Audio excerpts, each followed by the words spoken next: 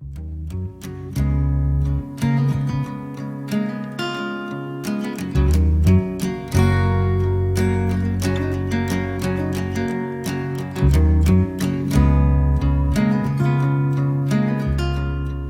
Pope, I think, summed it up well in his remarks. You know, he came before the entire body and talked about how we were the voice of the people.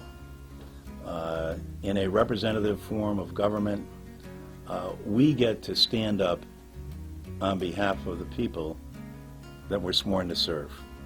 Every 2 years when we get sworn in, we pledge allegiance and take an oath to defend the Constitution.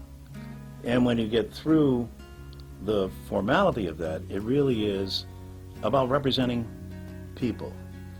And then the Pope went on, and through his remarks, as I was saying out there, as he weaved through American history, talked about the importance of not forgetting the least amongst us and not forgetting those people that you're sworn to serve. I have a saying that I have in my office that says, in the end, don't forget your beginnings. Don't ever forget where you came from.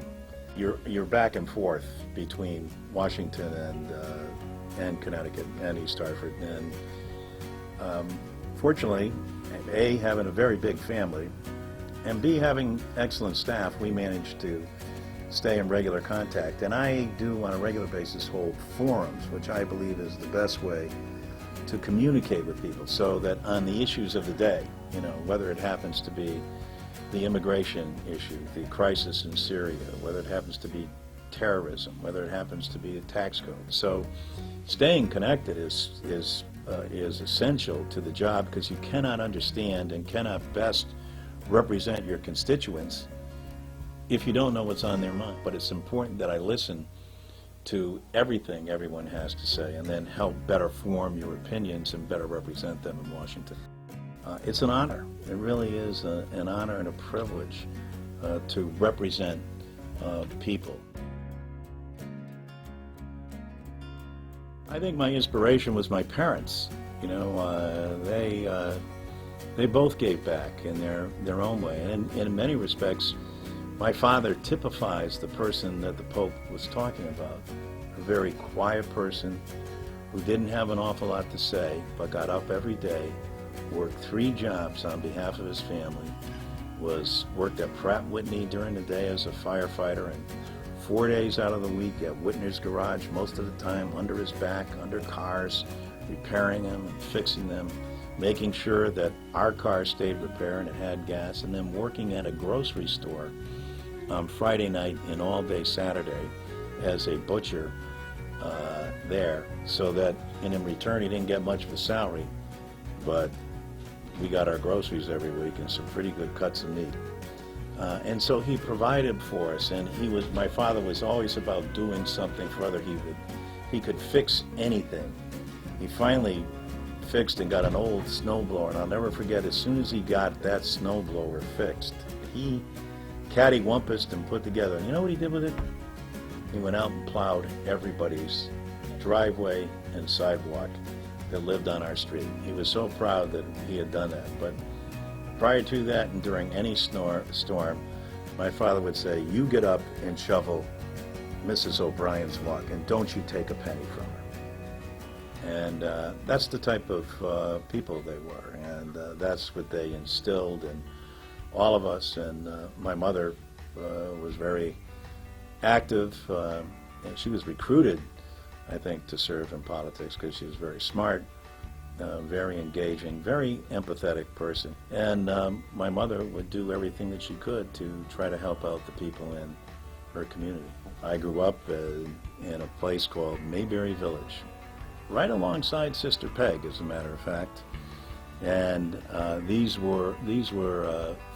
was a federal housing project that was created during the Roosevelt era to make sure that there were housing at the time so that people could work at Pratt Whitney Aircraft. Growing up in a federal housing project, everybody helped everyone else out. It was a true community. We didn't have a church. We worshiped in a place called the Community Building. We went to a school that was called the Little Red Schoolhouse to begin with. That Little Red Schoolhouse is now the site of St. Isaac Jogues Church. And ultimately, the main goal of the people in that community was to have a church. And isn't that, as what the Pope was saying about families, from the very smallest unit of a family into a community, to a town, to a state, to a nation, you build, but it all starts with those basic values.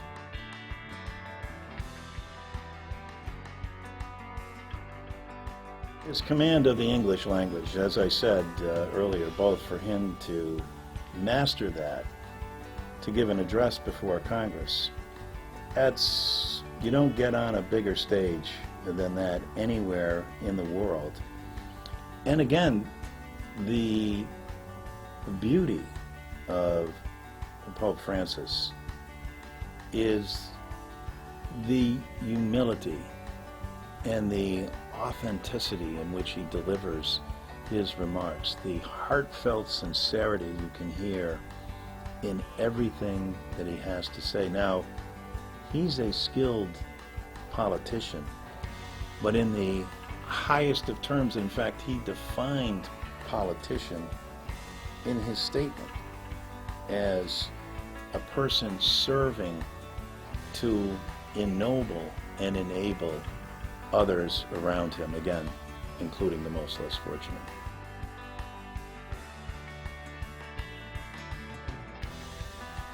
In my time, there has been no one who I think has commanded the world stage in the way that Pope Francis has. I predict, with everything that's going on in the world currently, that there is a need for problems to be solved in this world, especially in the Middle East, that is going to require a leader and someone who can summon the children of the book, the children of the Old Testament, the New Testament, and the Quran. I believe that person is Pope Francis. Well, I just want to thank you for sitting down with us and coming to East Catholic. It's been an honor. Well, it's been great to be here. And thank you for the interview, Jack.